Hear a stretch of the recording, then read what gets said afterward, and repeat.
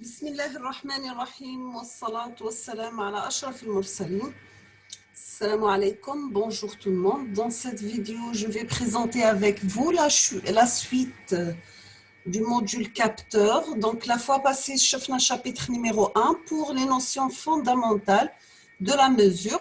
Aujourd'hui, on va voir le chapitre numéro 2, les caractéristiques métrologiques des capteurs. Toujours, on commence par des définitions.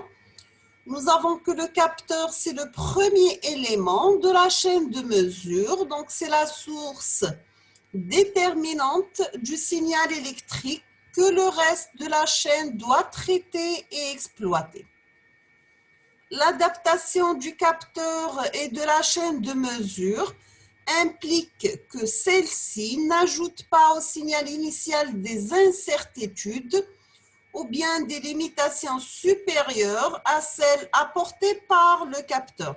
C'est donc de la qualité du capteur que dépend en premier lieu. Nous avons d'une part la plus ou moins bonne concordance entre valeur mesurée et valeur vraie du mesurant, et d'autre part les limites de l'incertitude sur la valeur mesurée.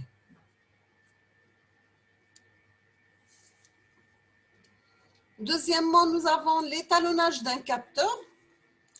L'étalonnage du capteur comprend l'ensemble des opérations qui permettent d'expliciter sous forme graphique ou bien algébrique la relation entre les valeurs du mesurant et celle de la grandeur électrique de sortie, et ceci compte tenu de tous les paramètres additionnels susceptibles de modifier la réponse du capteur. Ces paramètres additionnels peuvent être soit des grandeurs physiques liées aux mesurandes et auxquelles le capteur est sensible, sans ces vitesses de variation du mesurande, propriétés physiques du support matériel du mesurande, ou bien des grandeurs physiques indépendantes du mesurande auxquelles le capteur est soumis pendant son utilisation et qui peuvent modifier sa réponse. Donc, nous avons des grandeurs d'influence d'ambiance, par exemple la température, l'humidité, ou bien des grandeurs d'influence d'alimentation qui sont l'amplitude, la fréquence des tensions nécessaires au fonctionnement du capteur. On va commencer par étalonnage simple. Donc, il s'applique à un mesurant défini par une grandeur physique unique et à un capteur non sensible ou bien non soumis à des grandeurs d'influence. Il s'agit en particulier de mesurandes statiques, c'est-à-dire à valeur constante, mesurées de distance fixe à l'aide d'un capteur potentiométrique dont l'indexation ne dépend pas de la température, des grandeurs d'influence, ou bien mesurer une force constante, le pesage au moyen de jauges compensées en température. Troisièmement, mesurer une température stable à l'aide d'un thermocouple. Dans ces conditions, l'étalonnage consiste à associer à des valeurs parfaitement déterminées du mesurant les valeurs correspondantes de la grandeur électrique de sortie. L'étalonnage s'effectue par un seul type d'expérience et par l'une ou l'autre procédure décrite ci-après. Toujours avec l'étalonnage, on va voir l'étalonnage direct ou bien l'étalonnage absolu. Les diverses valeurs du mesurant sont fournies soit par des étalons, soit par des éléments de référence dont la valeur est connue avec une précision très supérieure de l'ordre de 100 fois à celle recherchée pour le capteur. Par exemple, température de point fixe primaire ou secondaire pour les capteurs de température, des calés-talons, vernis de précision au interféromètre laser pour les capteurs de déplacement ou bien de mouvement rectiligne. Vous voyez sur la figure numéro 1 l'étalonnage absolu d'un accéléromètre Donc, nous avons que l'accéléromètre est soumis à une vibration sinusoïdale de fréquence F connue en fonction de l'amplitude grand X du déplacement. Nous avons l'accélération A pour amplitude taux égal à 44 p carré F carré x1. La valeur de x est déduite du nombre de franges d'interférence défilant devant le détecteur optique pendant une période de l'excitation. Donc, nous avons pour chaque valeur R, le signal de sortie de l'accéléromètre est déduit de l'indexation d'un voltmètre de précision. On revient à la figure. Donc, nous avons pour l'accéléromètre excitateur de vibration, amplificateur voltmètre, générateur qui peut être une entrée d'excitateur ou bien pour un compteur, un laser hélium-néon pour la détection optique, la mise en forme et un compteur. Un générateur pour commander le déclenchement d'arrêt. Deuxièmement, nous avons l'étalonnage indirect ou bien par comparaison. On utilise un capteur de référence dont on possède la courbe d'étalonnage et dont elle est assurée par de la stabilité.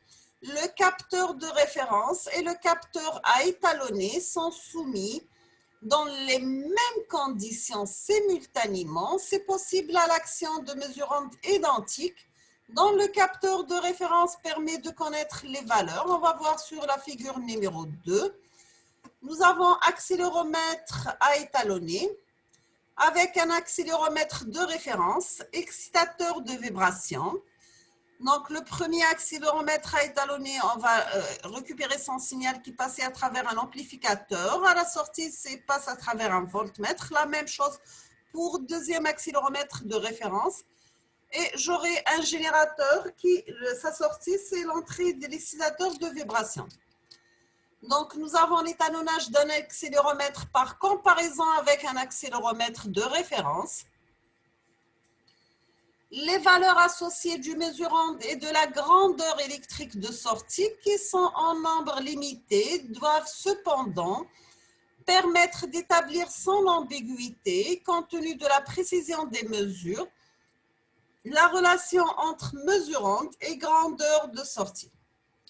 Soit sous forme graphique, donc c'est la courbe d'étalonnage, ou bien sous forme algébrique, donc c'est l'équation caractéristique du capteur. Deuxièmement, nous avons l'étalonnage multiple. Donc, lorsque le mesurant à lui seul ne permet pas de définir la réponse du capteur, il faut que soit précisé par une série d'étalonnages successifs l'influence de chacun des paramètres actifs additionnels. Dans le cas où le capteur est constitué de composants susceptibles de présenter de l'hystérésis mécanique ou bien magnétique, la valeur de la grandeur de sortie dépend non seulement de la valeur actuelle de mesurante, mais aussi de la suite de ses valeurs antérieures. Nous avons l'obtention d'une courbe d'étalonnage parfaitement définie, exige alors une procédure d'étalonnage dans laquelle le capteur se trouve soumis à une session ordonnée et spécifiée de valeurs du mesurant. La procédure généralement employée est la suivante. Donc, nous avons remise à zéro du capteur. Le mesurant et la grandeur de sortie ont des valeurs correspondant à l'origine de leur variation. Donc, par exemple, M égale à 0, S égale à 0. Relevé de la grandeur de sortie d'abord pour une suite croissante de valeurs mesurantes, puis par une suite de valeurs décroissantes, donc croissante ou décroissante, depuis la valeur maximale atteinte précédemment. La vitesse de variation du mesurant est ce qui est équivalent, son spectre de fréquence. C'est un paramètre auquel tous les capteurs sont sensibles. En effet, tout capteur dans les conditions de son emploi est caractérisé par sa réponse en fréquence qui définit un domaine de fréquence à l'intérieur duquel sa réponse est optimale. Et le plus souvent indépendante de la fréquence, en dehors de ce domaine qui est la bande passante. Nous avons les performances en général diminuant en fonction de la fréquence. Dans ces conditions, il est nécessaire d'affecter un double étalonnage qui détermine d'une part la réponse en fréquence du capteur qui est obtenue en mesurer la grandeur de sortie en fonction de la fréquence du mesurant dont l'amplitude est maintenue constante. D'autre part, la réponse en fonction de l'amplitude du mesurant avec des fréquences fixes choisies dans la bande passante. Les propriétés physiques du support matériel du mesurant peuvent aussi être l'un des paramètres déterminants de la réponse du capteur.